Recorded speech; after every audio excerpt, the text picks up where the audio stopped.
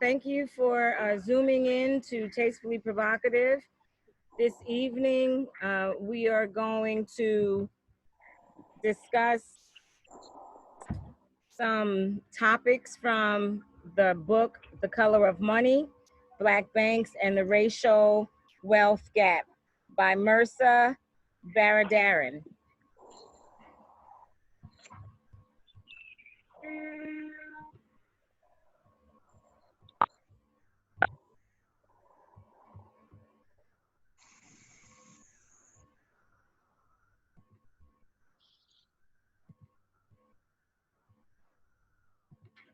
Before we get started, we are going to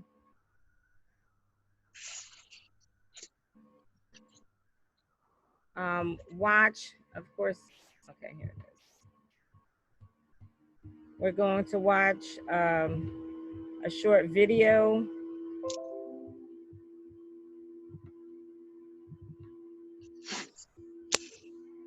And let me just turn it up.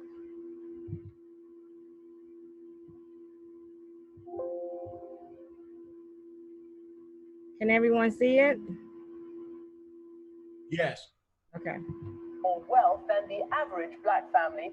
Our next guest, Merhesa Baradaran, is a law professor at the University of California, Irvine. In her award-winning book, The Color of Money, Black Banks and the Racial Wealth Gap, she examines how Black communities have been systematically shut out of the banking system. It's a big brick in the wall of structural racism. And I'm Michelle Martin has been looking into these issues even before the current crises that we've been talking about that are sweeping America. But of course, this conversation just shows how prescient these warnings have been. This conversation is part of our ongoing initiative about poverty, jobs, and economic opportunity in America. It's called Chasing the Dream. Professor Merhesa Baradaran, thank you so much for talking to us. Thank you so much for having me. So your latest book is called The Color of Money, Black Banks and the Racial Wealth Gap. And it's specifically about the role of Black banks, but your work is so much more than that. One of the things that you say in the book is that the wealth gap is where historic injustice breeds present suffering. That this is rooted not just in slavery, but in the history immediately following slavery. How does slavery, which ended in 1865, have present-day consequences? One of the things I try to do in the book is to look at the myths that we tell ourselves about sort of American capitalism and then kind of show the reality and show the gap between, right? So the myth is that once slavery was ended, there was sort of capitalism and free markets, and that since then there has been equality. And the reality is, on the economic front, the American markets were not open and capitalistic and free, right? Specifically in the protection of Black property, which was never there, exclusion from certain jobs and markets. So after the Civil War and emancipation, instead of getting land, the free slaves did not get land. They got this savings bank. They put their money in the savings bank, trusting it, thinking that it was backed by the full faith and credit of the federal government, which it was not. It was advertised to be, and they lost half their wages. And this is in a time of heavy segregation and sharecropping, right? Sharecropping is an arrangement that is a debt arrangement. It was basically freed slaves going back to the plantations, some of which they had just sort of escaped from, and growing cotton in the same way they did under slavery, except for they were no longer slaves. They were, sharecroppers of the land. They were tenants. That was not a wealth-building mechanism. Meanwhile, a lot of white Southerners and Westerners and Easterners were able to get benefits from the Homestead Act. If you look at the 1934 era New Deal measures, those are much more consequential than today. So what the 1934 FHA and GI bills did is to sort of cement that racial segregation into law and policy. And what they did is go around drawing risk maps around the country. So this is before credit scoring or anything like that. And they said, look, if you live in this certain neighborhood, the risks are low, your property is going to gain value, and so we're going to insure your mortgage. And the way that they determine those neighborhoods is how white they were. So if you live in a white neighborhood and it continues and remains white, then you get your mortgage insured by the federal government. If you live in a Black neighborhood or one that is what they call racially inharmonious, meaning there were other races living aside each other, then you were in a high-risk neighborhood, which meant that your mortgage was not going to be insured. So those maps are followed by banks and by private lenders well into 1950s, 1960s, and you have contracts, housing contracts, putting racial covenants in the contract. You have HOAs, you've got neighborhood associations, really just enforcing the boundaries of their neighborhood and excluding Black and brown people. You make the argument that credit really creates wealth, and that if African Americans are locked out of the credit system, it keeps them poor. Why is that? So I want to distinguish between good credit and bad credit, right? So the good credit, the FHA loans, the GI bills, the kind of stuff that is, government subsidized, guaranteed, low risk credit, 30-year fixed rate mortgage, things like that. That's good credit, right? So now you can pay, if you have a little down payment, you can pay basically less than you're paying in rent, and you're building equity in a house. That's a good mortgage credit that builds wealth, because then you're taking that little equity, that down payment that you put down, and creating wealth because your property is going to increase if it's in a certain neighborhood, or a student loan that is low cost. You can use to go to college and then hopefully make some money and use that good credit. Bad credit is the stuff we talk about: payday loans and installment credit and subprime credit, high interest, high risk credit. So what you've had is I call it a Jim Crow credit market that has developed on top of these segregatory patterns. And so what we've offered a lot of white communities since the New Deal to now is lower cost credit, right? And then to Black communities, it's been installment credit, subprime credit that sort of blew up in those spaces, and credit that is not wealth building. So I want to distinguish credit, the two types of credit. So we're not just talking about all access is good access, right? So just payday lending is not good. You make the point that white immigrant groups have at points in their history faced the same kinds of restrictions that Black people have. I mean, access to, they were locked out of lending institutions. They were segregated in certain neighborhoods at some point. But you say that they've had a very different trajectory. Tell me more about that. In fact, you cite the Bank of Italy as an example, which was formed when Italian immigrants faced discrimination and were ghettoized. What happened there? A very different history than that of most of the banks that arose to serve Black people. What happened there, and why so different? If you look at the Bank of Italy's example, it really does show the disparate impact, the disparate sort of trajectories of the two different races. So Italians and Irish, many other foreign-born Arabs, Mexican immigrants, all sorts of people were also non-white. Some are still non-white, but looking at Italians and Irish specifically kind of just shows how these markets and sort of whiteness work. So pre sort of New Deal, let's say, Italians and Irish were also excluded in the way that Blacks were. Although, if you look at segregation patterns, it was never quite as stark. So when you look at the Black segregation patterns in certain spaces, Blacks were much more segregated than Italians and Irish, but Italians and Irish were excluded from a lot of these things. But post FHA, post sort of New Deal credit, Italians and Irish sort of get included in that American suburban credit market. So they do get they're not restricted from certain colleges. They are able to buy in communities that are suburbs that are able to grow equity. And then so you look at Bank of Italy. Bank of Italy starts as a bank, just like a lot of the Black banks that I highlight in the book, as a response to exclusion. So when you have a Black community or an Italian community excluded from the mainstream credit system, what happens a lot is that the entrepreneurs within the community establish their own bank. So Bank of Italy establishes because Italians aren't getting banked by other mainstream institutions. But once Italians do become part of this FHA and GI Bill credit, Bank of Italy is able to thrive and survive. And it's in California, it's in San Francisco, and there's a lot of really great economic sort of tailwinds. And so Bank of Italy then becomes sort of Bank of California, and then it is now Bank of America. Wait a minute, Bank of America started as the Bank of Italy? I mean, Bank of America is a consortium of a bunch of different banks, but yes, it starts as Bank of Italy, turns into Bank of America, and really, I mean, so do Italians, right? Italians are Americans, and as are all of us. But I think looking at the way that bank works really shows how certain immigrant communities have been included and others have not. You also give a case study of the fact that African Americans, even when they've attained some economic success, are often targeted for it. And you give the example of the Tulsa riots. But what I'm hearing from you and what I read in your book is that a lot of what we have sort of seen as police violence and other forms of oppression really are economic terrorism. It's really intended as much to terrorize people in a physical sense as it is to kind of deprive them of the opportunity to gain equality through economic standing, which is something that other groups have been able to attain.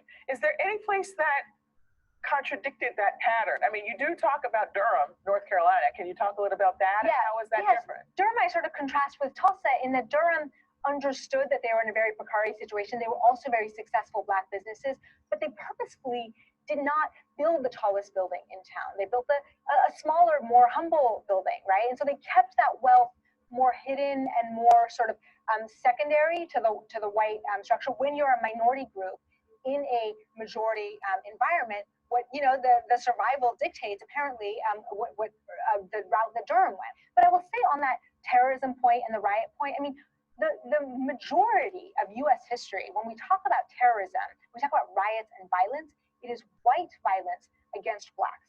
Okay, the paramilitary violence of the Klan, the riots in the North, and just quite frankly, just particular domestic terrorism. Anytime a Black family moved into a white block, I mean, there are countless stories, and I tell a few of them, where a Black doctor or some wealthy Black person will move into a white community. And Jesse Binga, a Black banker in Chicago that I highlight, his house was bombed like 10 times, and he kept moving because he's like, I'm an American citizen, I can live where I want. Dr.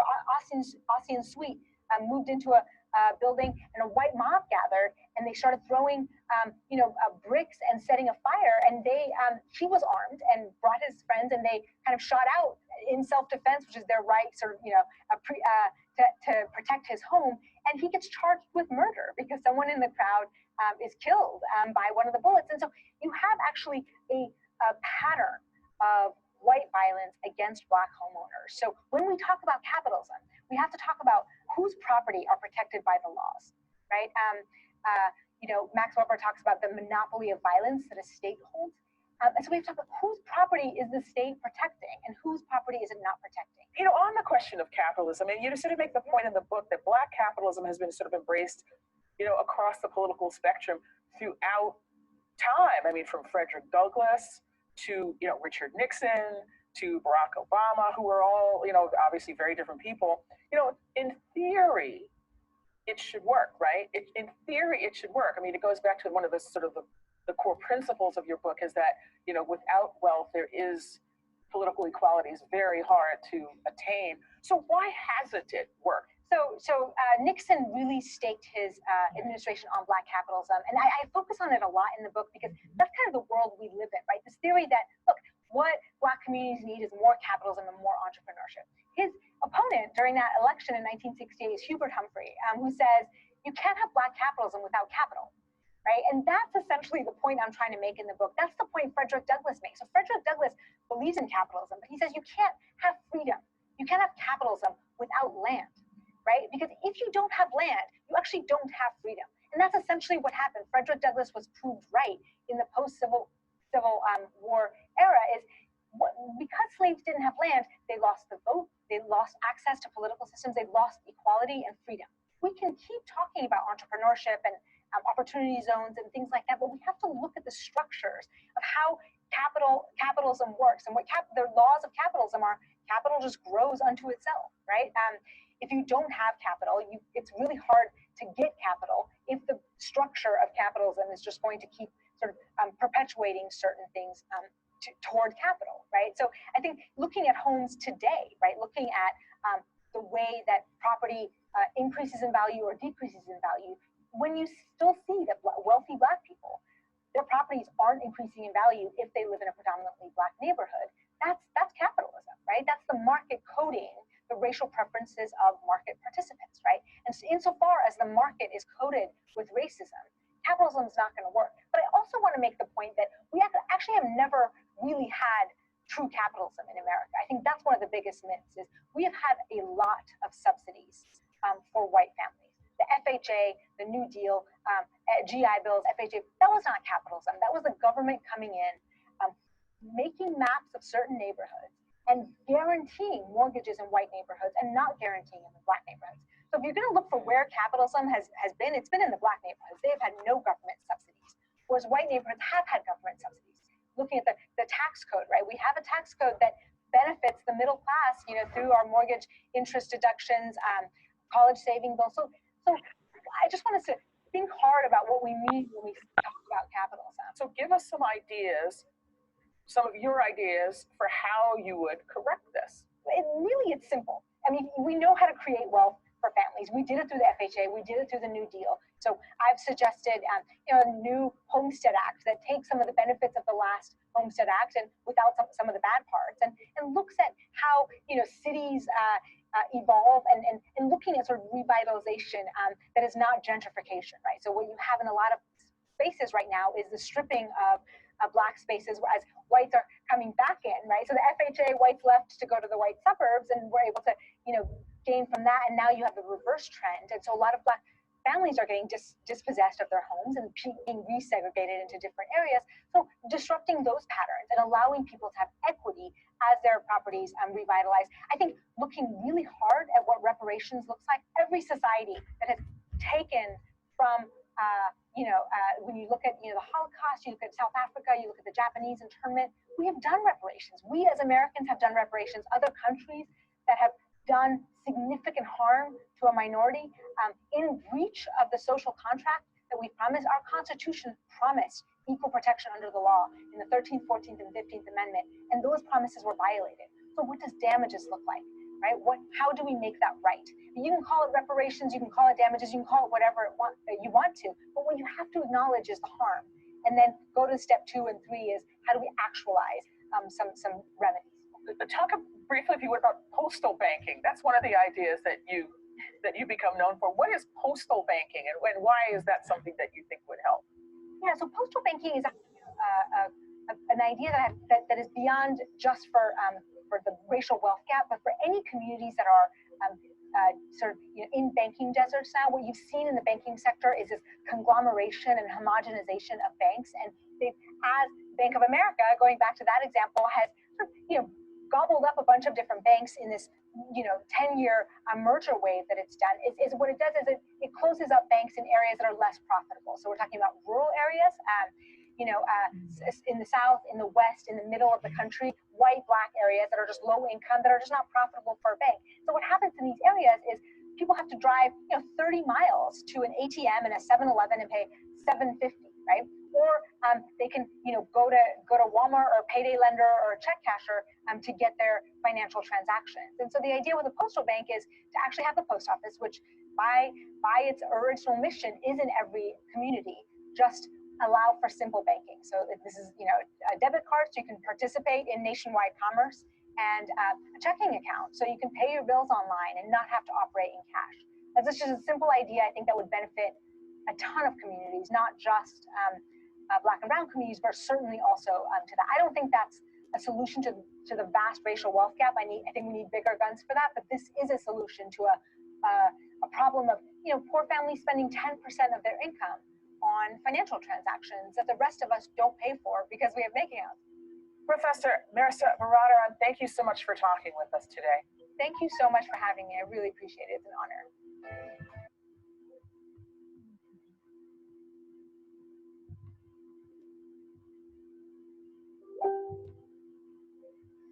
Okay, that was a mouthful, especially if you are not familiar with the book. What I want to, I know we said, we were talking about quoting or whatever, but there were a couple of things that she said that was in the book that I know she couldn't elaborate on, but I just thought were very important. One, I just want to read this one thing. It's a sentence. It says, slavery modernized credit markets, creating complex new forms of financial instruments and trade networks to purchase more slaves in highly profitable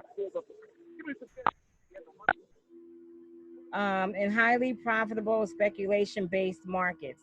Many white men built fortunes trading in slave-backed securities, as is true of property ownership in any era.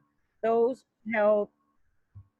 who held slaves had the ability to grow exponentially richer because they could use their property to create more wealth. All right. So I just thought that was just very important in her first chapter, 40 Acres or a Slave Bank. And she did talk about, instead of getting the land, we got a bank.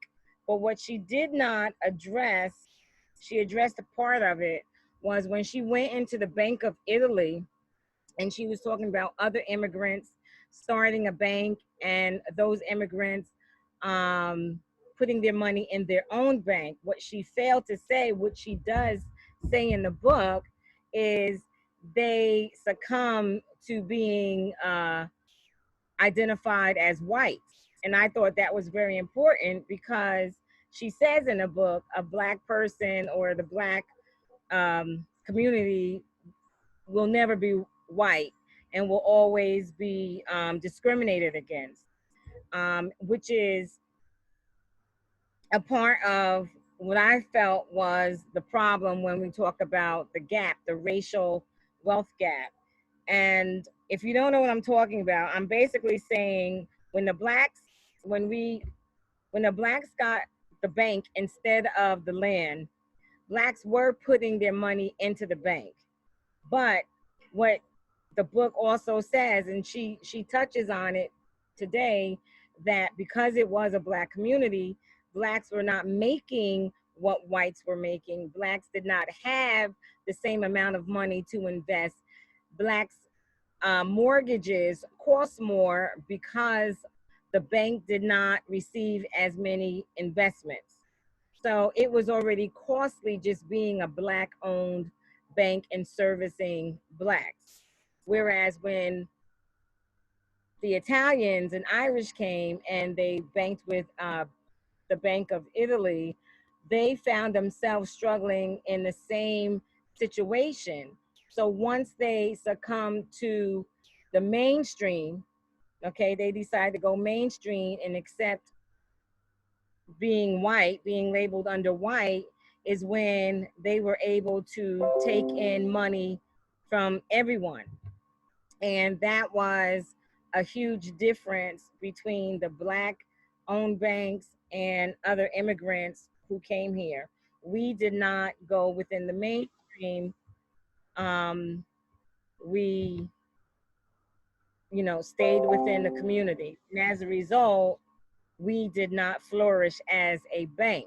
That was just one thing that she touched on, but she did not, because I highlighted it in here, she did not say that the Italians succumbed to being white. And that's what she says in the book.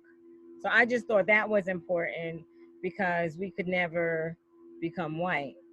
And that we will always be, as long as we are dealing with just blacks in a Black community, we will never make the money or have the investments or the capital that a mainstream bank would have. And we would have to be mainstream in order to be successful as a Black bank.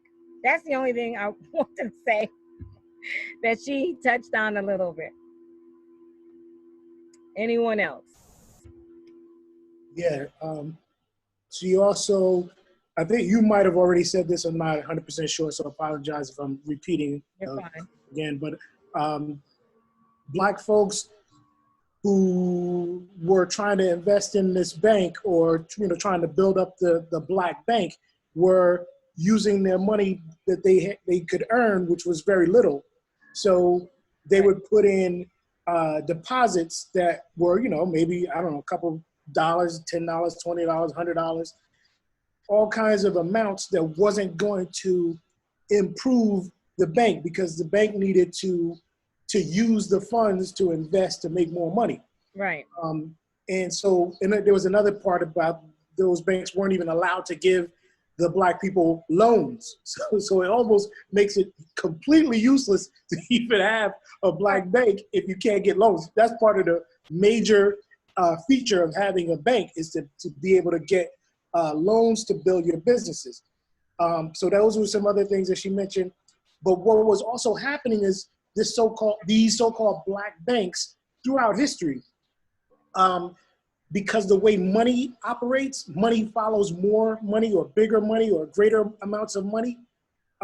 That money that the black people were depositing, their little bits of money, was being siphoned into white developments, white community. The rich white folks who had big monies was taking those little deposits and actually investing it for their white businesses. And this has been the case for banking, for so-called black banking in America, the entire time of so-called black banking. There's never been a black banking situation other than those ones, I should say, like she mentioned, like Tulsa, Oklahoma. There were some black banks at certain times that they could thrive, but then, jealous white folks would see that and be very upset, cause some reason to destroy those banks and those communities. And of course, the government through the police departments would support that destruction by the hands of white people, the KKK, so on and so forth. And then there was a part, I can't find it right now, I should have tabbed it, but in Harlem, there was a black bank that was thriving, and then when it had a hardship, it was supposed to be insured by the FDIC, and they would not insure them. And over a course of time, they then had to go back and insure them because, yeah, I wish I could read that whole section, but it was horrible. It was like if you had two accounts. So apparently they purposely invested into more than one account just so they could get a particular insurance and up to $100,000. And what they did to the Harlem Bank, I forgot the name of the bank. I want to say it's like a Jackie Robinson Bank or something. Here it is. The largest black bank to fail was Jackie Robinson's Freedom National Bank of Harlem. And basically FDIC is supposed to insure our money, and what they did not. And as a result, they combined accounts and did this averaging thing that was technically illegal. And somewhere down the road, without reading like 2 pages to you, Representative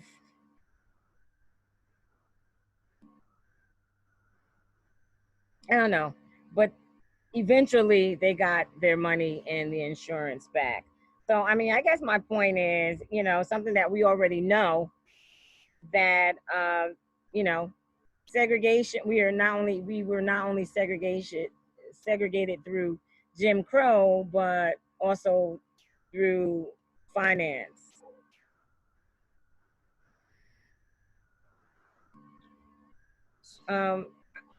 I truly hope everybody gets a chance to read this book. I don't think it's so much information to just do an Audible. That's how I knew I wasn't going to, live off of the Audible. But there's just like a plethora of information in this book that she does bounce around from president to president, and it really was Nixon that changed the game. And that was not, of course, for the better. Jason, do you have anything? Because I know you had a chance to look at it. Yeah, I think, man, because it's so in depth in terms of the history, right, of everything. I'm just in a place where I'm becoming a student of this subject matter because our future hinges on it, right? The future of, I know for my family, we've been having the whole discussion. And I think, as I mentioned, when I purchased this book, I also purchased What Would the Rockefellers Do? And again, it's just learning more about the history of how the wealthy became wealthy, right? And I mean, just outside of slavery, right? But then how they, what they practice, how they practice it, and how many of those families are still living today, because everyone who may have had wealth back then doesn't necessarily have it now. So I thought for me to, it was important for me to become a student of this. And so like learning all of this has been newfound information to, you know, just create long-term opportunities for myself and for my family. The biggest thing, you know, lately for me has been understanding the market, stock market, and applying some of the things that I'm learning. I'm not always one to complain about like what's not. It's like once I get the information and find out what went wrong, where it went wrong, I'm looking at solutions on how to, you know, combat that.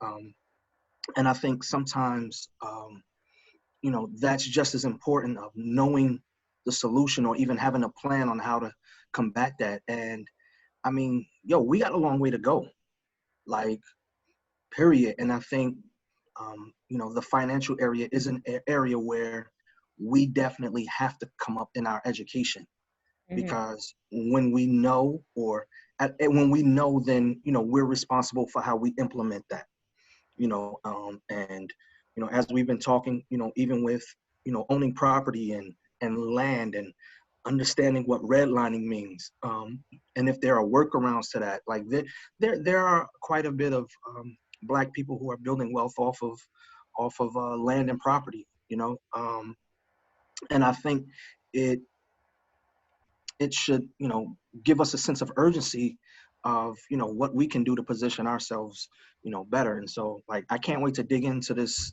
book, and see what, you know, she's lending to the conversation, especially with her going through, you know, the history of how these things, you know, how these things happen and what happened when they happen. And I know, you know, something that's become popular, like people talking about Black Wall Street, right? So what was the plan that they had? How did they implement that plan? How did they execute that plan? What was the paradigm? What was the mindset behind that? And then taking that to see if that's something that, you know, we can apply today, you know, and it not just be a topic of conversation, like, but what we can do to change the trajectory of our future, our children's future, and, you know, lend to, you know, Blacks being progressive in the area of wealth. Yeah, and you do have to realize that there was, you know, there's a couple of Black Wall Streets. It wasn't just Tulsa. And that land, I mean, correct me if I'm wrong, because I could be wrong. I could be mixing it up. That land was purchased, and people like agreed to live there. I mean, so I mean, when we talk about a plan, we have to, even though some of the people, many of the people who lived on Greenwood Avenue, that area, Mm, um, worked outside of the Black Wall Street area and just right, that money back. right, But yeah, but I have to disagree. We can't say outside of slavery, because that is truly the essence and the beginning of our racial uh, gap or wealth gap. right. That's where it stemmed from. So I can't say like outside of that, because, but I have to say, reading the book and understanding that, you know, basically it's history repeating itself. If you look at it in the beginning, she talks about uh, Blacks being progressive at one point. Okay, legislation allowing some improvement or some fairness for us. And what happened was, with Nixon, there was a white lash, or, you know, we don't want to say backlash, but it was a white lash. And when I was reading it, it just kind of reminded me of the same thing that happened with Obama. You know, um, I can't find it. I was looking for it. It started saying like people were for Obama, but like a year in, white people felt, it said like 43% already felt that blacks were getting something that they weren't getting. And by like, I don't know, they kind of went against everything that he tried to do. And um, the trust wasn't there. And she touches on Trump. And that's what we ended up getting again, was, as we know, the residual white lash of racism from President Obama, thinking that we got something that we didn't get. But that was the mindset of many of the white people, according to her poll and statistics, uh, that that's what they thought was going on. And this is what we're experiencing, or this the uproar and white supremacy and you know racism that we're dealing with now. Because she talks about protest then and she talks about protest now. And when I tell you it is the exact same thing, it's basically the same thing. And, talked about protesters being too hard, and then somehow they missed an opportunity protesting too long. And I mean, I just thought it was really interesting, that she talks about what happened during the civil rights movement, and then some of the things that are going on now. Yeah, I think with even with the protests, there just has to be a strategy. There has to be a plan. Like, so even if you're bringing attention to a subject matter, like who's having the conversation with the powers to now talk about the legislation, amendments or introduction to new legislation, for the equality, for the opportunities. We've seen where, they brought attention to police brutality. So now, around the country, different areas are having the conversation about legislation and um, putting things in place that would make the community safer, and them honor their agreement and oath to, protect and serve, right? So they brought attention. So I think it's the same thing, with the, financial piece. As we get educated and have people who can speak to those issues, also have people in place to help discuss legislation that will close that gap as much as possible. And also like the same thing of having people that once they get in that position that they're reaching back to bring those who are interested and open out.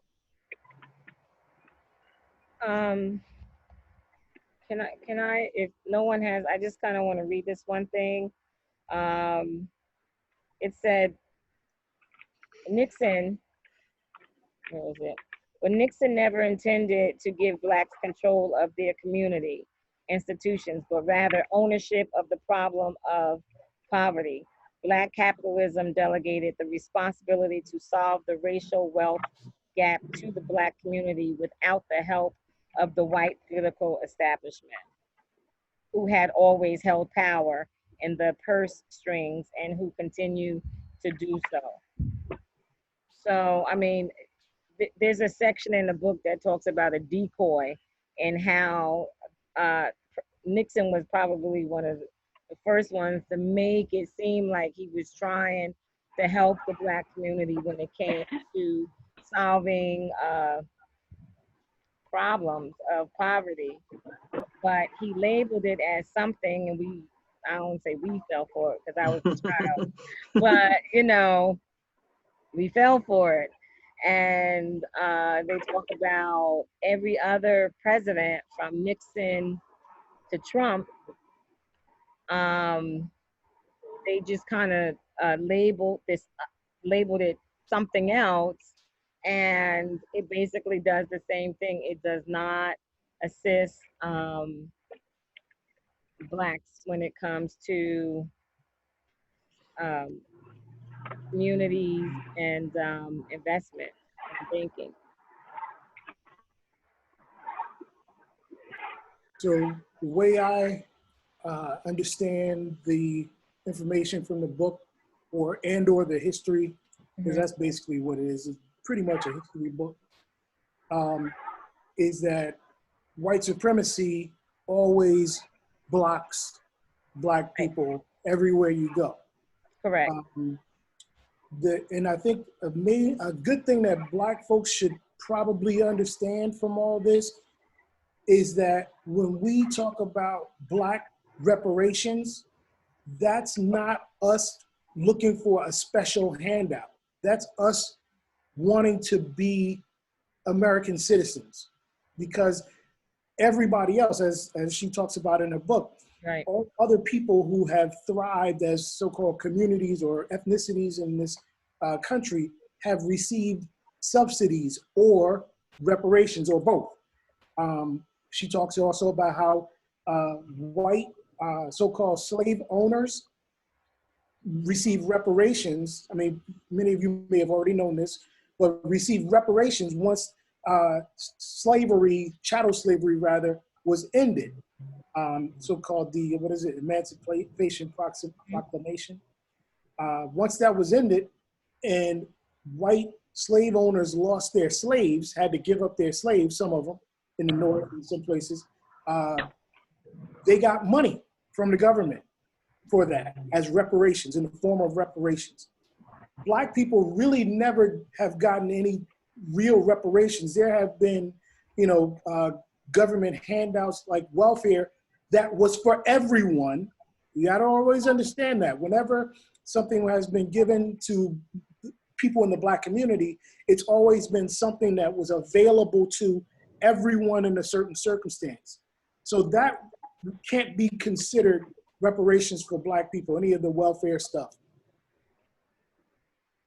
I agree 100%. I don't know if I'm on. You on, Ken, you're on. Okay. I think a lot of Blacks that I have this conversation with don't realize that other groups have received reparations more immediately. Like the Japanese received reparations immediately after their internment camps during after the war. But Blacks haven't received anything. The things that were promised to Blacks were quickly overturned by the government. So we never got mainly the 40 acres and the mule. We never got that. We never received any parts of that. We never received any parts of anything.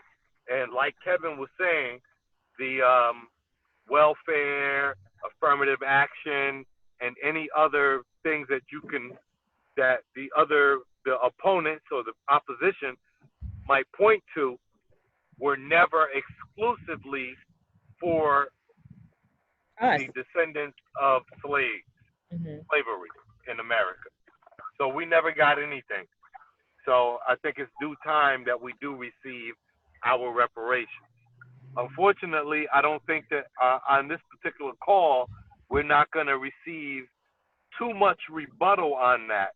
But if we are, I'd like to talk about that. Okay. It says the perpetuation of poverty is stunning.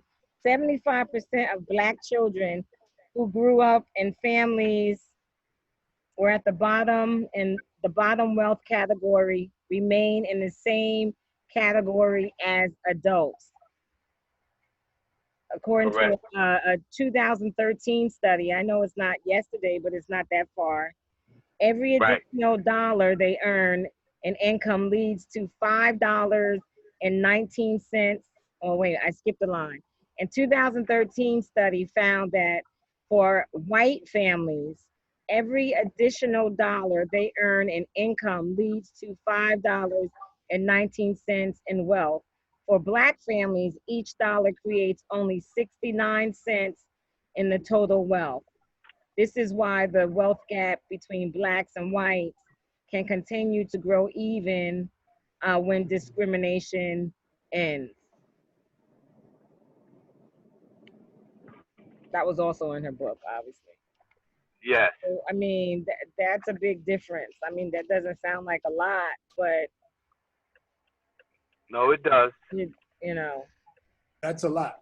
that's a lot. Well, I suggest if you guys are, I think this is definitely a great book and definitely a conversation to have with the knowledge and the history. And I think it's hard for us to come up with solutions with some of those things if we do not understand the history. Because for it to have continued from president to president to president to president under different names, that's probably because we're not understanding what's going on. And I'm not, listen, I have learned a lot just from reading this one book. So I never, like, once you introduce me to one section, I have to read from someone else to see their perspective and to see what crosses over. I can't ever read one thing on one subject, Well, I'll just speak on that too, because I know a few people have mentioned history. History is super important. It's always very challenging to communicate with other Black folks about what needs to be done, because so many of us, there's some feedback going on, I think. I'm gonna mute your brother. Go on. So many of us lack an understanding of history. So when we talk about these things, like I was just mentioning reparations, you'll get a lot of pushback from Blacks to say stuff like, well, I don't want to get any handouts. I just want to do for self. That sounds wonderful, but it's just not possible to participate in the economics in terms of wealth for a group of people who are villainized. People, we needed to be thought of as subhuman in order for the country to justify slavery. And that hasn't changed, that it didn't stop all of a sudden. White folks are still feeling like they are superior and that we are inferior and we are undeserving. And that sentiment is allowed, it's perpetuated, it's something we see in policing, it's something that we also see in banking, in the banking system. And when we say that, well, this is what a lot of Black folks will respond like, well, we're killing ourselves, so therefore we are savages. Well, the fact of us doing the harm to ourselves, that's our own internalization of our being subhuman. We're also victims, or people who have had to be subjected to the sentiments that's being, the propaganda that's being promoted throughout the country to everybody. So we too feel that we are inferior, and that's why people will say stuff like, well, we need to fix ourselves. Yes, indeed, we definitely need to fix ourselves too. We need to do multiple things. We can't just look at anything as, okay, well, right, reparations or we do nothing. Right. Or self-help, self-improvement, and never ask for reparations. Both things have to happen, and a multitude of other things also. But if you look at it in terms of, what we need to do for ourselves and what we need to ask for or demand from our government that we pay taxes to, that we have been victimized by, that we have, our ancestors participated in slavery as slaves for hundreds of years. All those things need to be understood. And I keep on feeling like I have a point to go to, but I'm saying more things. But my point here is just to say that we really need to understand history in order for us to understand what we need to do next. Yes. I think when we think about or talk about reparations in 2020, the problem is that it looks like a handout because people don't see the connection, like KK said, about understanding the history. A lot of us have been totally cut off from our history. So people are looking at us as, you know, descendants of slaves in this country as not having had to be slaves. So how do we feel deserving of getting reparations because we haven't gone through anything? You know, look, you've had a Black president, and look, you know, you have Black people who are wealthy, and look, you have this and you have that. So how are you looking at it as a, that the playing field is not level? But when you look back in history and you connect all the dots, you see why the reparations are important. Like Ken said, you know, most other groups that have received it immediately. And had it happened when, you know, slavery first ended and those who were, you know, the freed slaves had received it, we'd be looking at the wealth gap, or if there was even a wealth gap, a lot differently had it happened when it should have happened. And now we're saying, yes, you know, it still needs to happen. And here's the history behind it and why. Yeah, I think we're all agreeing that we have to understand the history in order to understand why we are worthy and deserving of reparations. I think we're basically all saying the same thing. And yes, KK, you brought up how people get distracted. It's kind of like how people got distracted with police brutality, saying, but what about the Black on Black crime? Okay, yeah, well, that's a problem too, but that's not the bigger problem, because when you look at percentages and statistics, it shows that people of color and African Americans are at a much higher percentage and higher rate than any other ethnic group, with us being at a smaller percentage. And when we talk about reparations, you know, people have to understand, even when you talk, well, so you talk about Japanese, but even if you talk about the Native Americans, those were descendants of the Native Americans. Those weren't the Native Americans that were here, you know, so we have to stop selling ourselves short, because those were descendants of the Native Americans. And that wasn't like that long ago. We were living when that was going on. So, yeah, absolutely. I think we have this mindset of handout versus what is old, and just how beneficial it is. It's I don't know if it's a pride. Do you think it's a pride issue, or do you think it's an educational issue? I don't know. I'm all for reparations. I know it would help me give me my land, or fix my credit, or something. Credit is nothing. Money. We need the money. Got to be money. Right. What we would have to have is opposition to reparations, so we can discuss that with those people who have opposition to it. There is one person in our the group that all of us on the line right now are in, the Urban Renaissance group on Facebook. There's one individual, his name is Mike Ware, W-A-R, and he is counter to reparations. I haven't had the opportunity to really get into it with him. This would have been a good opportunity. So we might want to bring this subject back and just talk about reparations, and educate Mike on what this author has laid out and that history, so he can discuss that. Sounds good. So what he's saying is that since we were not slaves, I'll try to bring his argument into the picture just so we can have the counter. So what Mike is saying, from my understanding, is that because we were not slaves, we don't deserve anything. I can counter that, but maybe somebody else can go ahead and counter that, so it's not the same person countering his argument, Mike's argument, not my argument. Mike. Jason, you're talking about the Rockefellers. That's the easiest counter of generational wealth.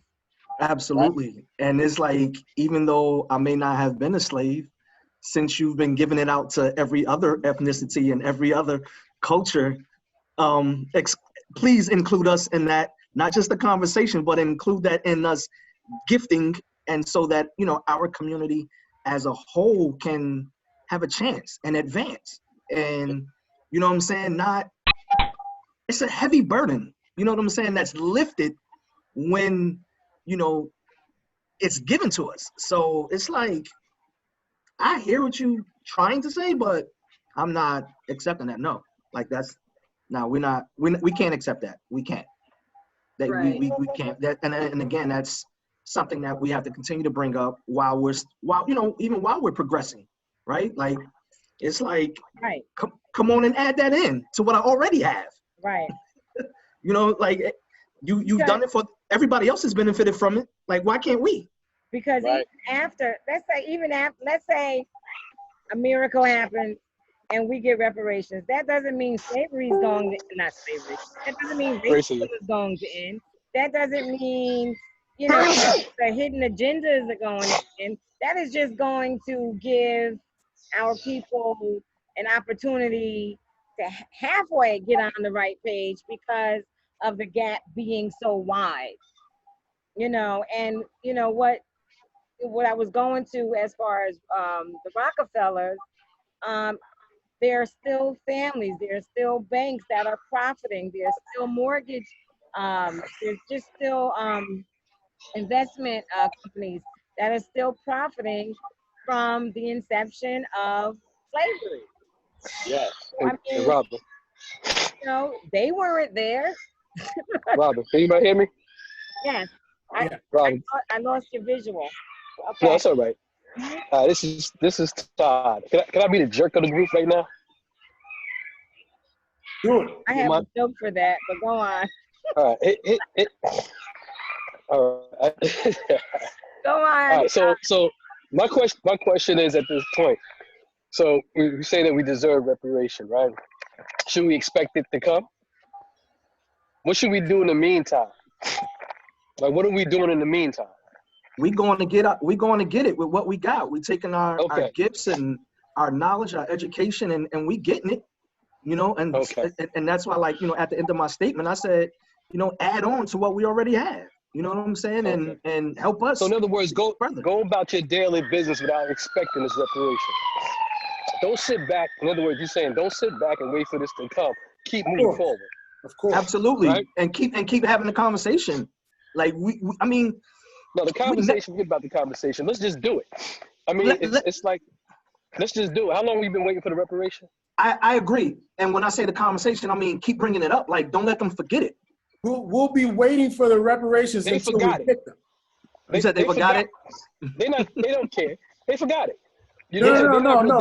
They didn't forget it. They didn't forget it. They don't. They know it's a topic. They don't care versus right. But they know it's a topic, so they're gonna throw it in every now and again to make us think that, you know, that we may be getting something. We don't, you know, soon maybe. You know, you never know. You understand what I'm saying? In the meantime, absolutely. In the meantime, let's go get it. Go get what you need to get. Absolutely. Like, here's my thing. I'm broke. All right, so I can't give nobody nothing. I'm always broke. KD, you know, he can confirm that statement. He'll put a stamp on that. All right, but if I everybody on this call for the most part. I didn't hear you, Kay. I said we all broke. Everybody on the call for the most part. Now we have some people that are black that make a whole lot of money. Yeah. All right. Make a lot of money. All right. I hear we talking about black banks and stuff like that. I think I mentioned the last time I was on that maybe those people who got a whole bunch of money to come in and do some things. You have some black people that are from Paterson, New Jersey that make good money, have made a lot of money. There's property available. You know, you got Florio buying up shit. You can buy up some stuff, put a strip out, you know, like a little mini mall or something like that, and just lease to the black folks. You know Yeah, what I'm saying? So to me, there are things. I mean, it's not generational wealth. It can become that if you got kids and later on down the line. But for us, it could be a start. You know, so I don't think nobody's denying us the opportunity or the chance to to actually buy or lease their property. Even some white folks may charge us more than what they would charge their own. You know, but there I believe there are opportunities. Right. You You can know, do things for individuals and groups of individuals, but without government intervention, you won't be able to compete on that same level. Right. Because they are not no, they are not I agree. on a level without government intervention. They had major government intervention. That's what gave them the wealth that they have. The GI Bill gave them the wealth that they have. FHA loans gave them, meaning the white society, Right. the wealth that they have. And then things that are in place now, like let's say people like me and you, we own or mortgage. I know they like to intertwine those terms, but those are separate things. Like I mortgage the properties that I own, I mortgage them, so I don't truly own them. No, you don't. We can get into that later. But we'll call that ownership for the purpose of this conversation. We'll call it, even though that's not real ownership. Right. So we'll ownership. So I own a property that is not increasing in value as a comparable property in a geographic location that is mainly white. Right. So you can say, okay, well, both properties started at $375,000. That's what it costs to purchase this property. Right. However, the property in the territory in the region that I own is not increasing at the same rate as the property that was $375,000 in Wayne. Right. The And I value. to Wayne without being tied from where I am. So why is it that property is increasing in value? When that property increases in value, I can borrow off of that property. Right. And I can build that I can. I'm sorry for making a noise. I just realized I was doing that. Then transfer to my people, you know, my daughter, her children, whatever the case may be.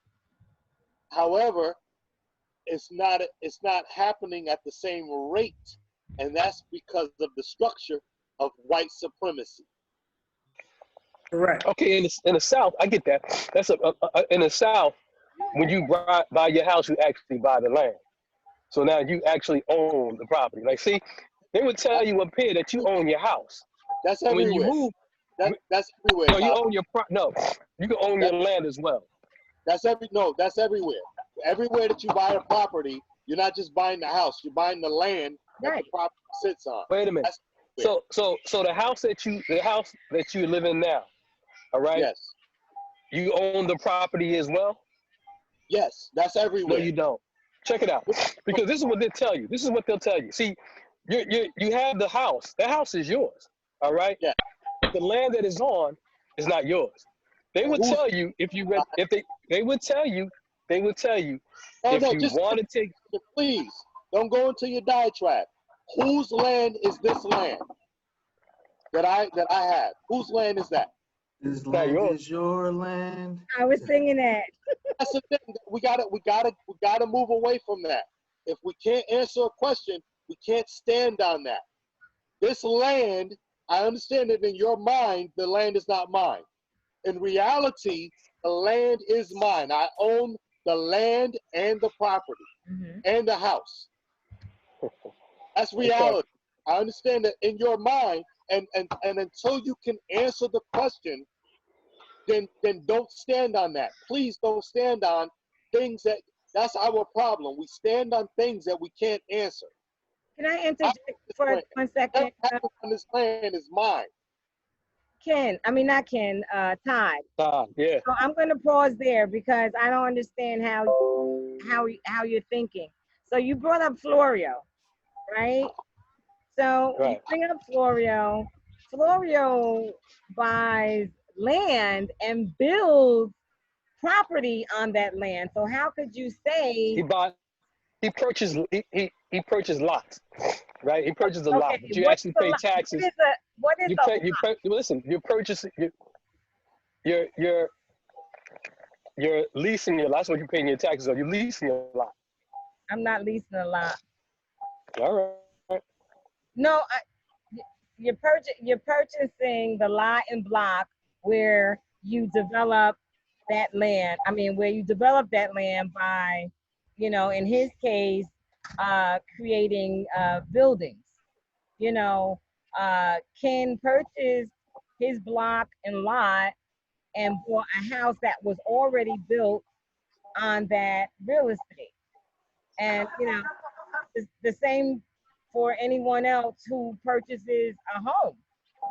It's not, I mean, even I have relatives in North Carolina. Actually, my brother, I'll even keep, well, they're still relatives. Well, my brother, like, I mean, I hope he doesn't get upset with me, but my grandmother had acres, okay? And divided. Where they live at? North Carolina. Okay, they own everything there. Acres. And, you know, it's been divided. And my brother still has a huge portion. If he decides to, you know, leave here and go to North Carolina and build a house, he owns that land and that property. That's in North Carolina. You do. I said in some places. I didn't say it everywhere. I said in some places. Robin, I'm sorry. That was a bad example. Not because your information is incorrect, but based upon his premise. Okay. So maybe I didn't understand his I guess I don't understand what he's saying then. His premise, for whatever reason, is that up here, when you buy property, right, that you don't own the land. That's his premise. So don't go back to North Carolina because he's not going to be able to comprehend that. So you got to give him an example that he comprehends. You got to be like me. You got to be like me. I destroy people's premises. So I'm going to destroy his premises right now. Okay? So I bought this property, right? See, in his mind, I only own the house. I can knock this house down and build another house because I didn't buy just a house. I bought this plot of land. I can level this house. So that's something that he will be able to understand. Take it to North Carolina. In his mind, he's going to say, oh, that's because it's North Carolina. No. Don't go to North Carolina to destroy his premise. Stay here. Stay here. Stay here. Well, so wait. Okay, so let me go to Carroll Street. Your lot, what you were saying was correct, but you gotta go after the premise. Don't just be correct. Destroy the premise. So I land because he's not gonna have nothing to come back with this. Todd.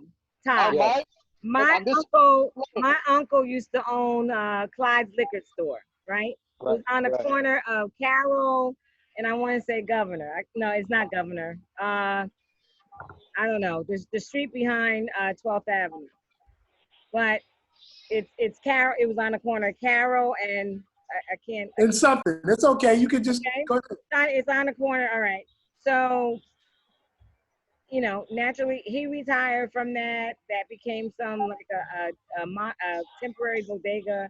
And when I rolled past there before it came down, they had emptied out that entire lot and the two houses next to the liquor store and built an apartment building. I mean, that very well could have been another Florio apartment, but it looks beautiful.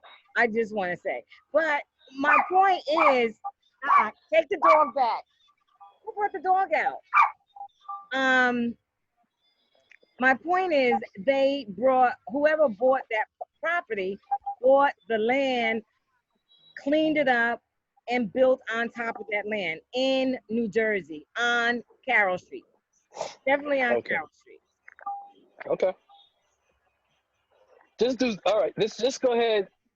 Fine. Just me and KD will get back at this later. Okay, but when we pay taxes, when you're paying taxes, wait, let me ask you a question. Let me ask you a question. Wait, let me just. Wait a minute, let me ask you a question, Robert. It's real simple. It's a simple question. Jimmy, come on. Wait, it's a when we simple pay question. taxes, come on, give me a second. When we pay taxes, right? When you pay your property taxes, it's filed under your lot and block number. Right.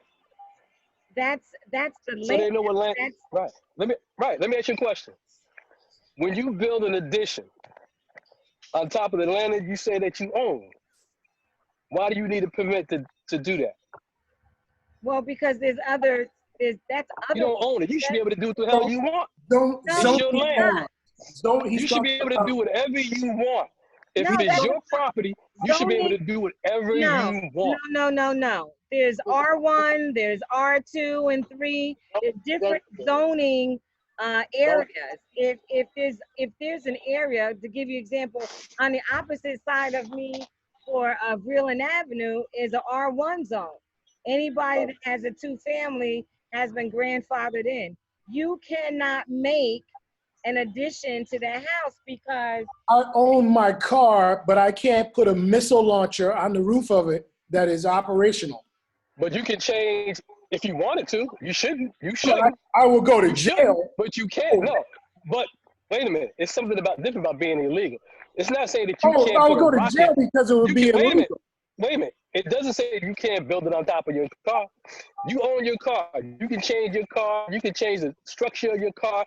You can put a different engine in their car. You can put mag tires. You can put that shit go up and down on your without anybody giving you a fucking problem. You can do that with the house too. I'm sorry. That's your car. You can do the same thing with your house. No, you can do whatever you want to do inside your house, right? If you're gonna add on to your house, you need a permit.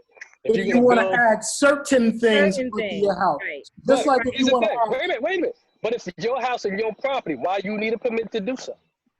That's the law. That's the law. No, KK is right. Certain things. Somebody can gut out an entire house and you don't need permission.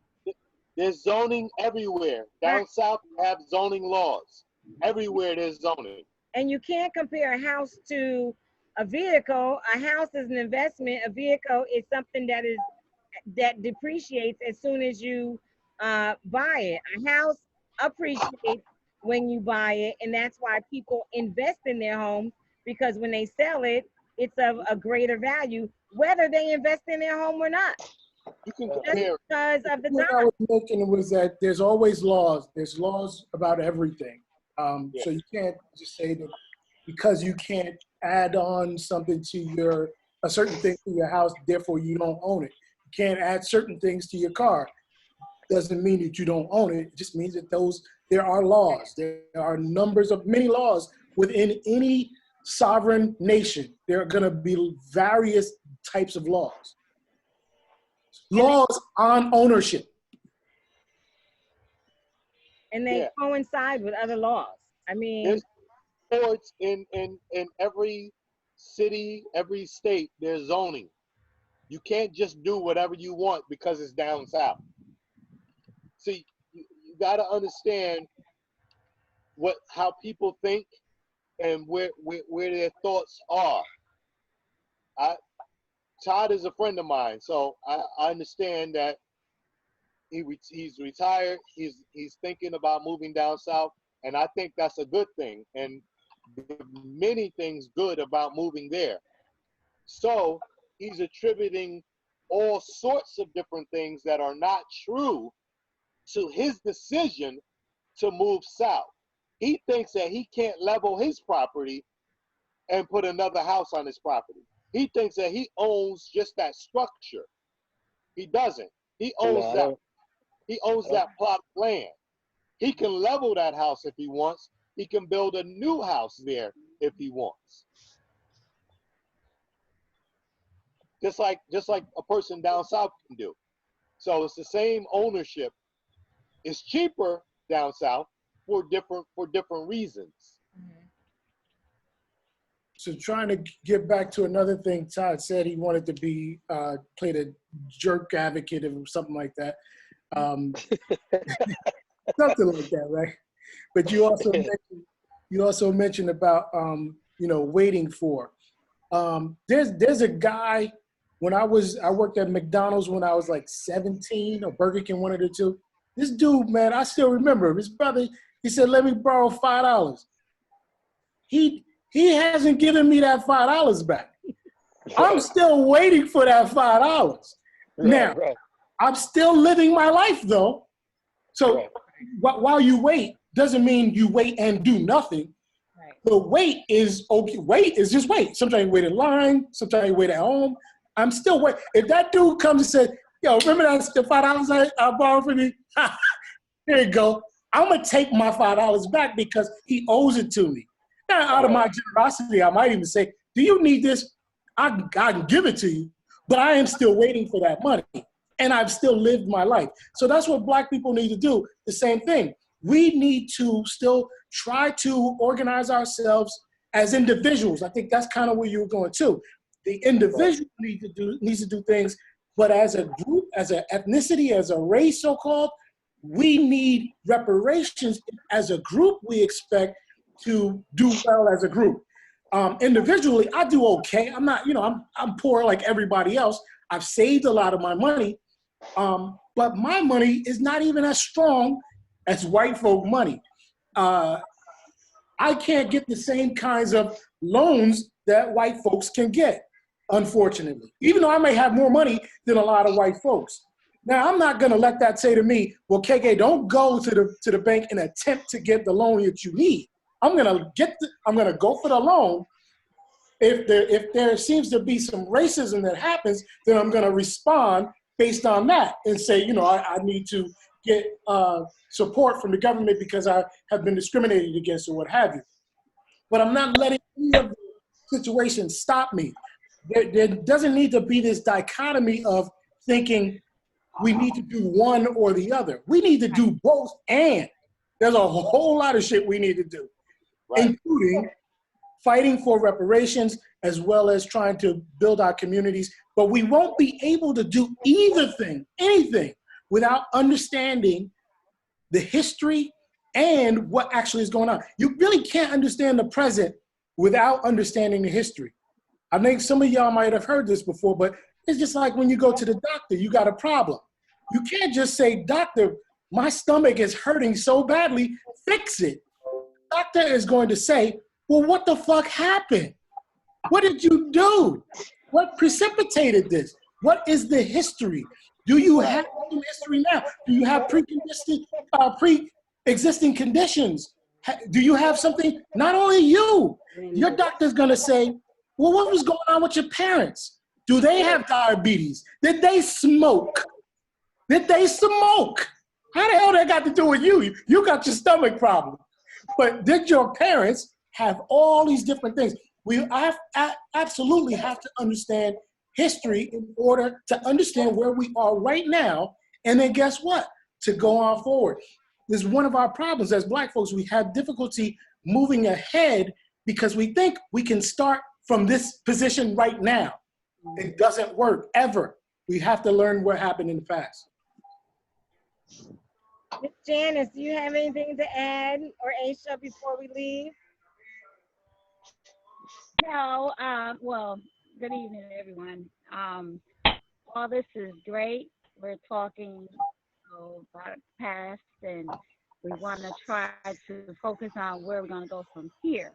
That's the main thing. Education is definitely key, and I'm learning a lot since my father passed. I'm learning more now because when he passed, he took care of everything. I'm just that spoiled brat, don't know too much. And I'm trying to grow from his legacy, and I see that I'm looked upon about why you want to do that.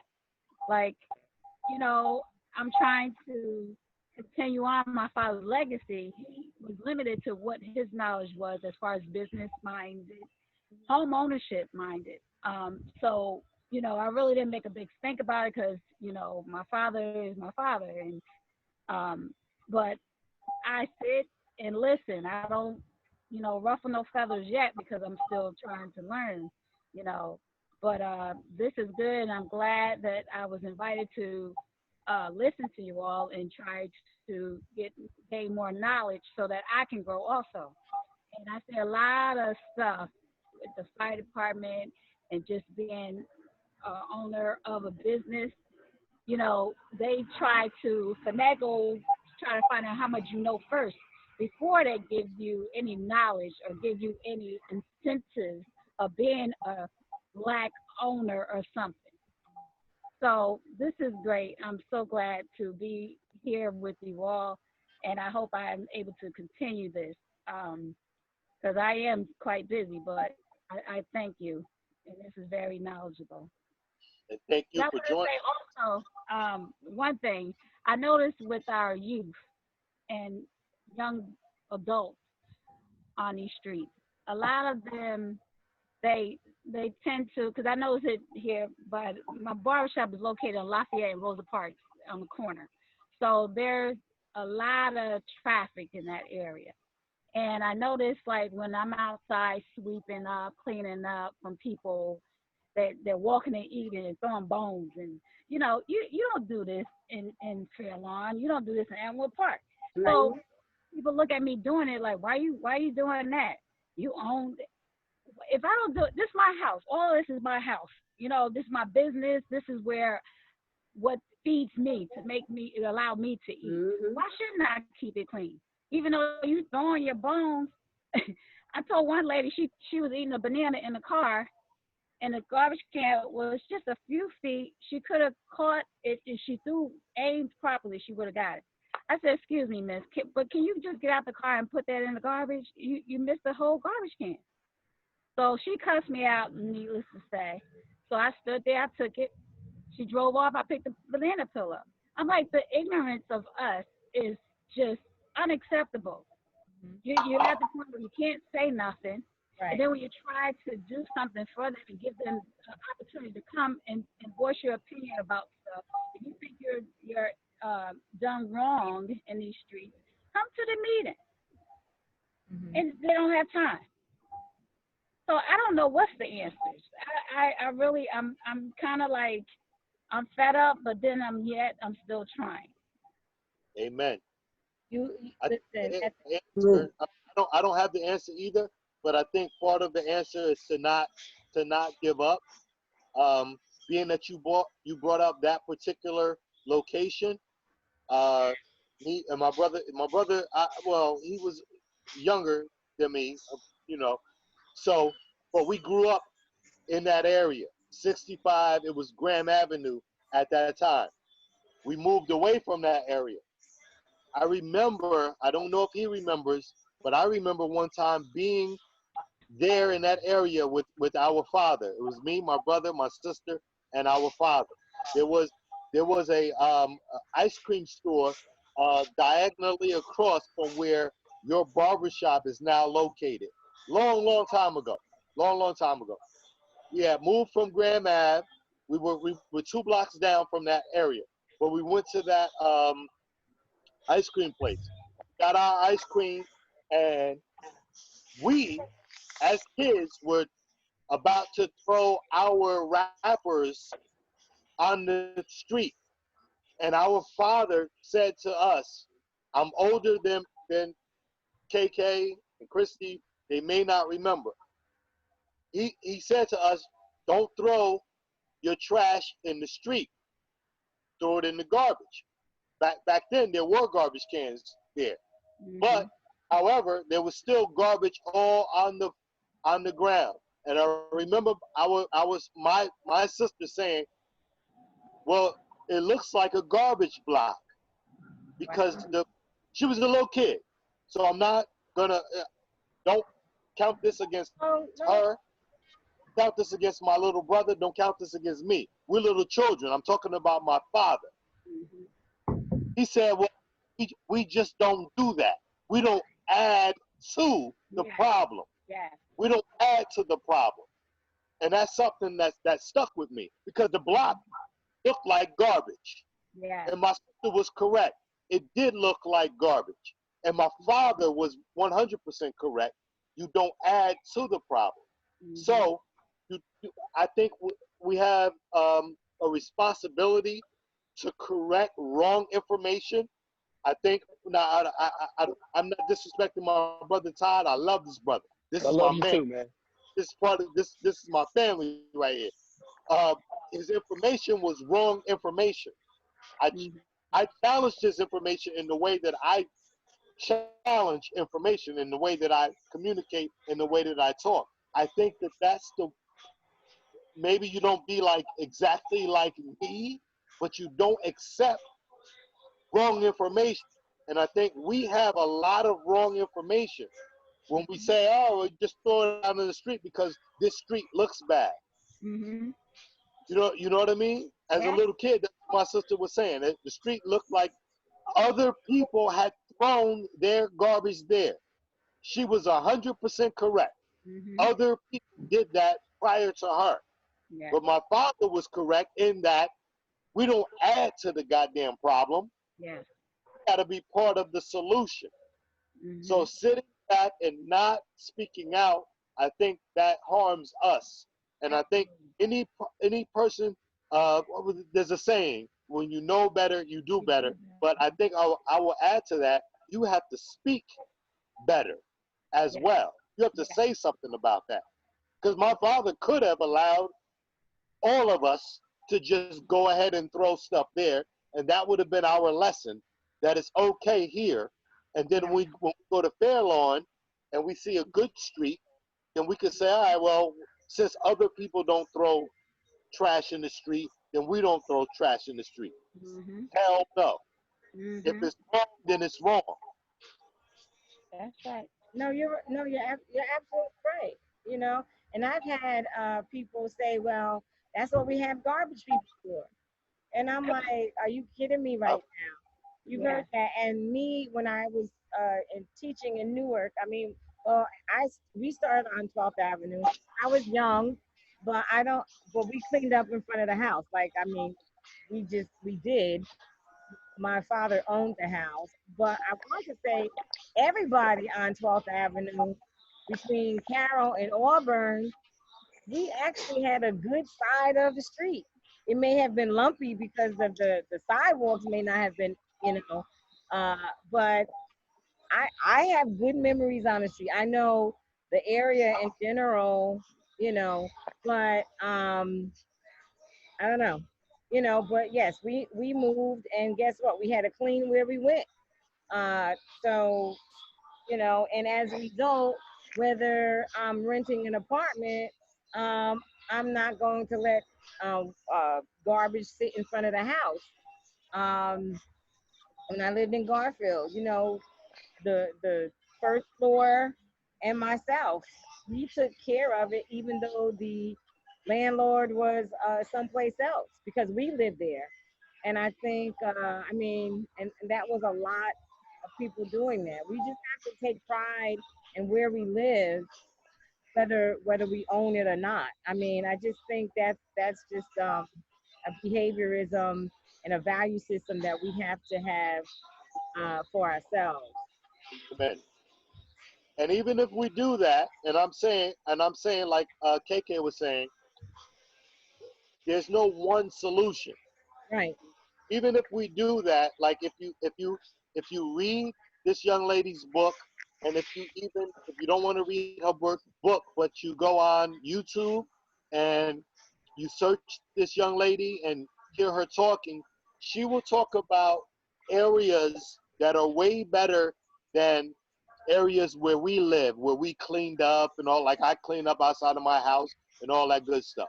She will talk about areas that's way better than that, where they don't even have that problem, where they're making good money, $350,000 and better, you know, for the household, making good comparable money to white people. However, their properties were redlined because of the racial makeup of the area. So you have a whole bunch of black people in the area. Let's say you have Puffy and Chris Rock and this one and that one, all in the area, and there's no whites there. That area would have been redlined still because of the makeup of the area. That means that the property values in that area would not go up. They would not increase. You could buy a $500,000 home, $750,000 home, $1 million home, but that area would not increase the way a $350,000 home would increase in value if it was homogeneously white. Whether they cleaned up. So that's the systemic racism that we are competing against. And that can't just be from the one angle of blacks. So yeah, do I want blacks to do I want us to do better, teach our children better, have families and strong families and all of that good stuff? Yes, I do. However, even when we do that, we can't compete on the same level in this particular structure because the structure is designed against us. Can I make more money for myself? Yes. Can you make more money for yourself? Yes. And your children? Yes. But that's not helping the group rise. So if we're together, we need to rise as a group. And I know Robin is trying to end, but we have to also understand that groups rising doesn't mean that everyone is going to be on the same level. We're all not going to be Puffy. Chris Rock had a joke. It was a joke. Chris Rock's jokes are more like David Steinfeld. Dave Chappelle. No, the white man Steinfeld. His jokes are like Steinfeld jokes. And a lot of times it flies over our heads. He had a joke about, and I don't even know the actual joke in the punchline or whatever, but I know what it was about. It was about the fact that the white man living next to him, because he was saying he was rich, and he's like one of the pinnacles for us as black people, as far as wealth is concerned. He said his next door neighbor is a dentist. Oh yeah, I remember that. That his next door neighbor is not the best dentist in the world. He's not the top dentist in the world. He's not known for dentistry. He is a white dentist, and he gets to live next to one of our highest black people in wealth is concerned, because their mediocrity, their middle, their baseline is so much higher than ours. So what we need to do is raise our baseline. So let's say you give black people money. Some of us are going to waste that money, and that's okay. That is okay. Some of us are going to snort that money away. Agreed. Shoot that money in our veins. White people get to do that. White people are shooting their money in their veins. Some of them. Some white people are snorting their money away. Some of them get to do that. We are not living on the same playing field as them, where we get to have a small percentage of us fall by the wayside.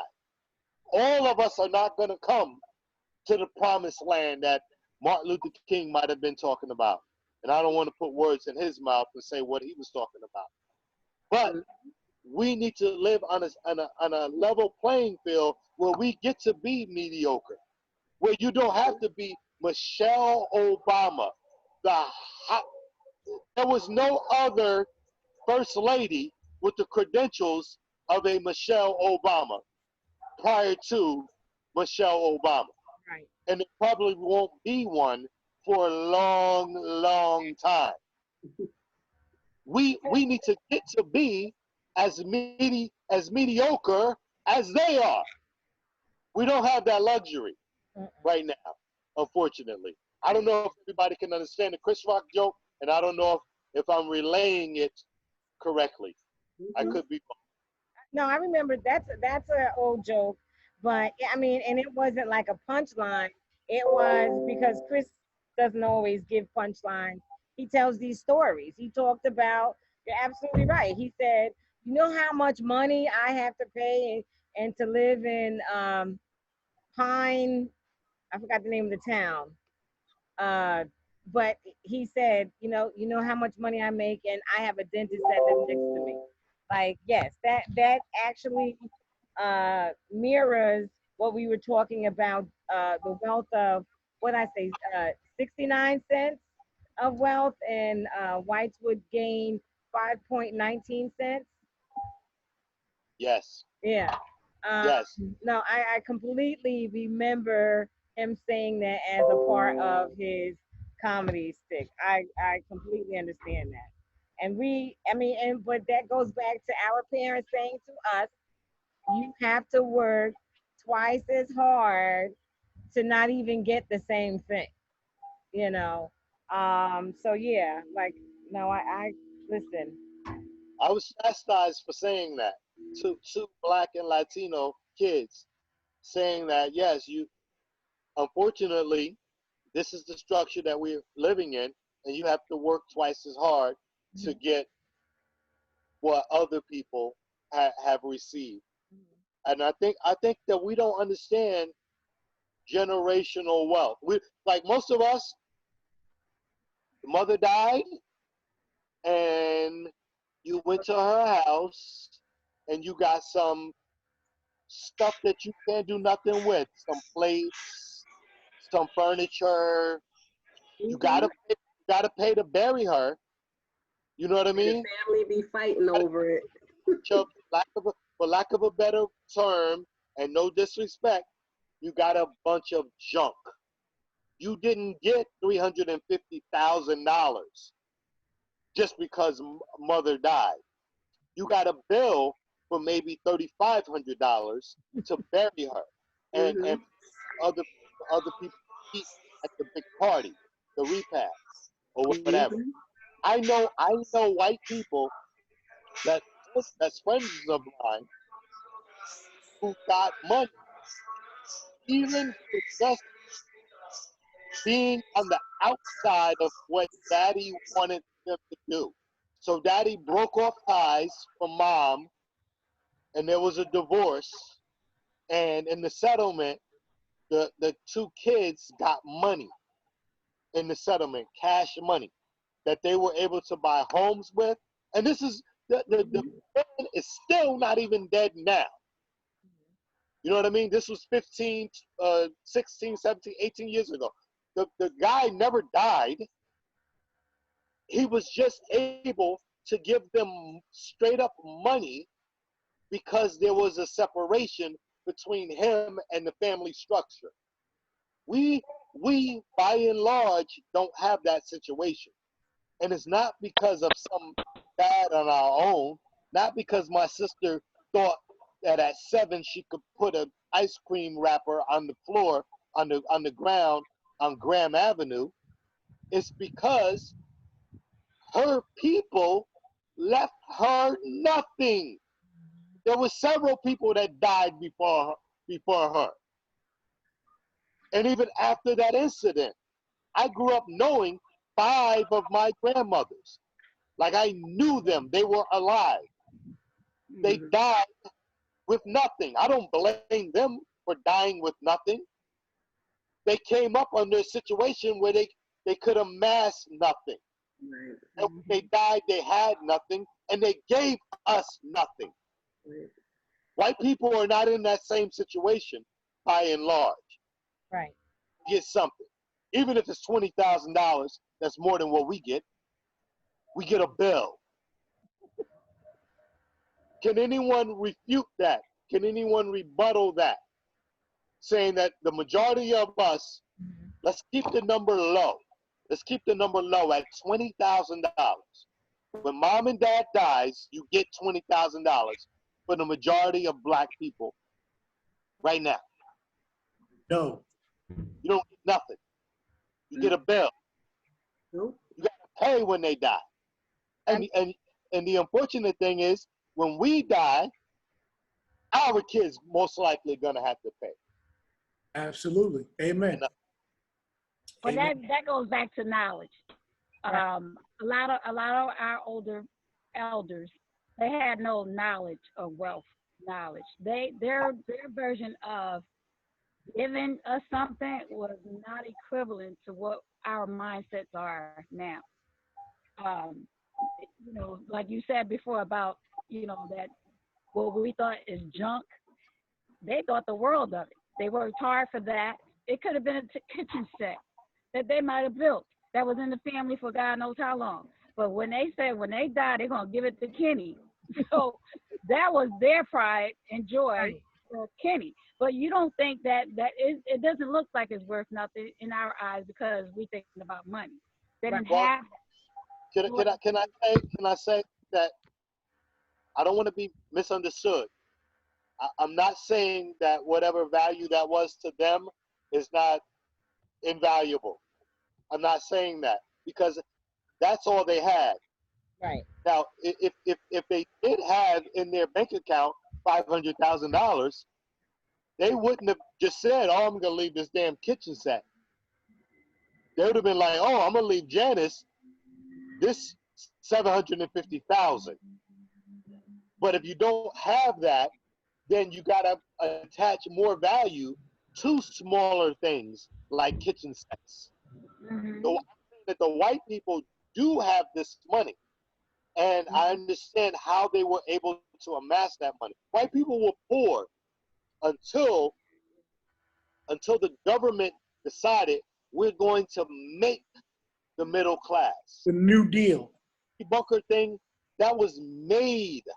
It wasn't that Archie Bunker could afford a house. The government created a situation where Archie Bunker could have a house that would appreciate in value that he could pass on to Gloria. The government made that. And the government decided that they're going to keep out our people. And our people had to be a George Jefferson that was living simultaneously, that was working hard in order to establish his own business. Archie Bunker just worked somewhere. I forgot where he worked. He just worked somewhere. George Jefferson was an entrepreneur. Right. He built, like your father, like Charles, was an entrepreneur. He built whatever he had. Nobody gave it to him. Right. Archie Bunker was given a situation where he can get a government-backed loan. When I bought the houses that I bought, I was upsold, even though I was able to pay 20% down. You know, they were saying years ago, oh, you just have to put 3% down and all this other crap. That was being sold to all of us. Put 3% down. I was in a position where I was able to put 20% down. I was discouraged by the mortgage companies from putting the 20% down so they could upsell me what's called subprime loans. Right. The conversation, because I know you guys. I know you guys. I might not know everything, but I know a little bit about everybody here. So things were different when Janice bought her house. Things were different. When Robin and Todd acquired their homes, that's a whole different thing from me going out from scratch, buying a home, being in the same position as a white man, being able to put the 20% down. Here, take the 20%. I got it. They're saying, no, you don't want to do that, nigga. You don't want to do that. This is what you want to do. We're going to put you in a subprime loan. We're going to give you what's called private mortgage insurance, PMI. So now I'm paying something that I don't have, that I shouldn't have even had to pay. I'm lining the pockets of people that I shouldn't have had to pay because I had the 20%. I didn't really have the full knowledge of all of this stuff. I gained more knowledge over time.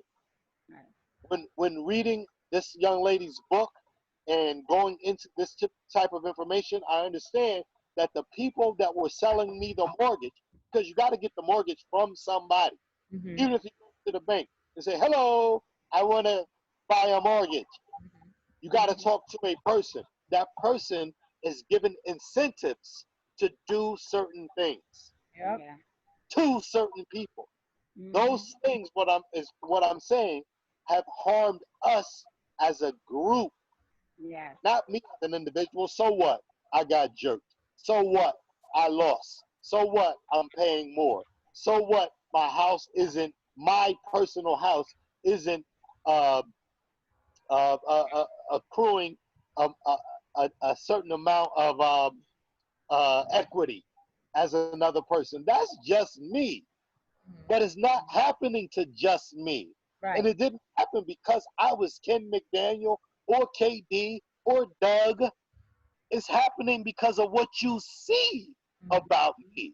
Yeah. My blackness is why that happened to me. That's the whole point of this whole thing. Yeah. I don't know if everybody understands that, and I don't know if I'm doing the conversation justice. I know I'm yelling and I'm talking loud. I hope that I'm not blowing y'all speakers out, but this is that I happen to be passionate about because I thoroughly understand it. Not as me. Forget me. Forget that I ever existed.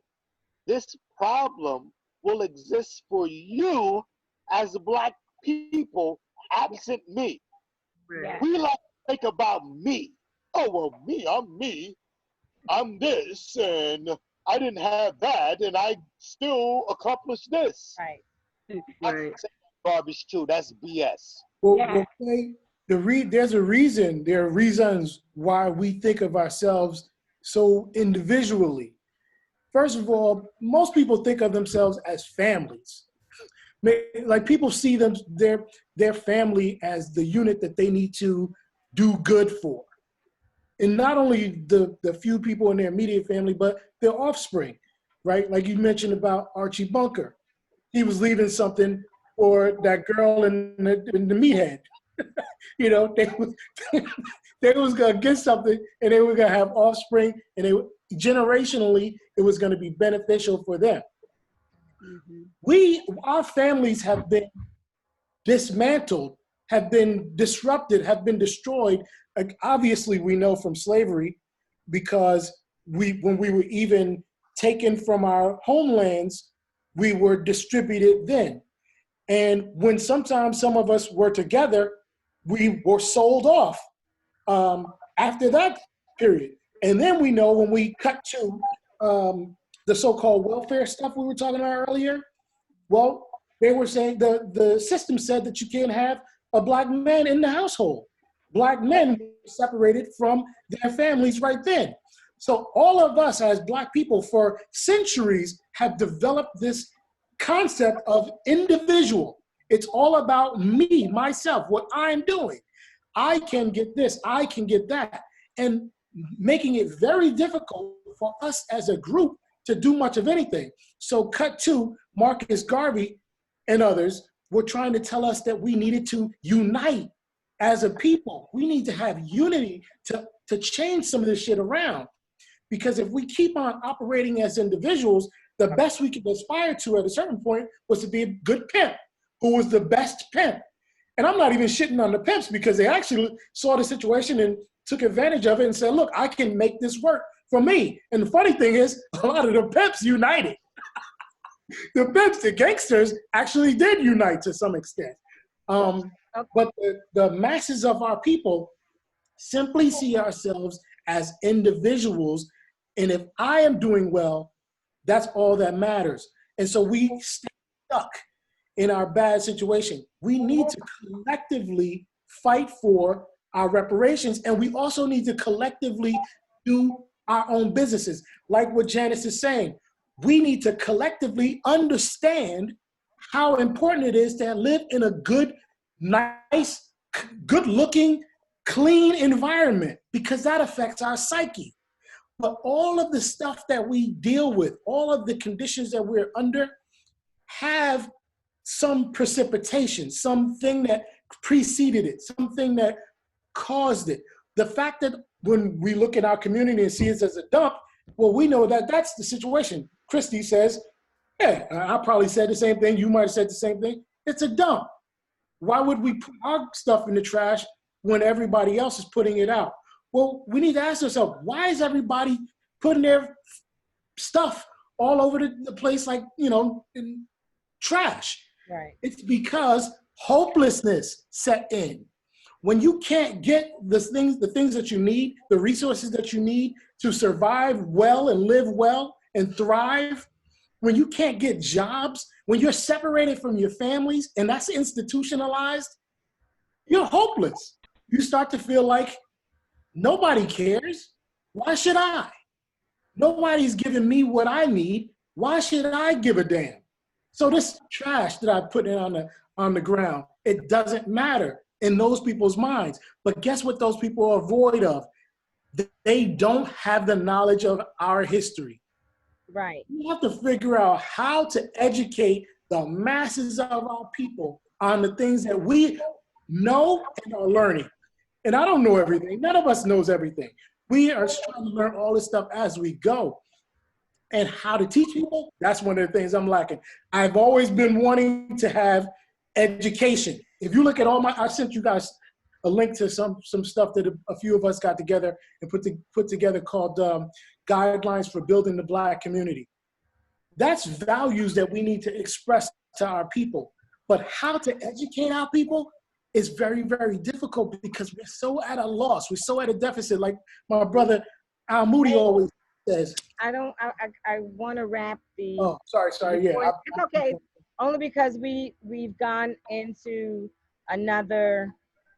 I mean, we all know it's all connected, okay.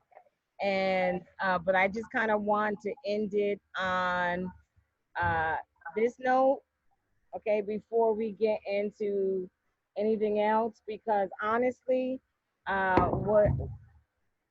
where we're going is the family unit, values, and education again. So thank you for zooming in. Guys, you don't have to stop, you know that. Please join us next Thursday. I don't know what the topic is yet. Maybe it should be the Black family and how it affects us and how we can begin rebuilding. Have a great evening.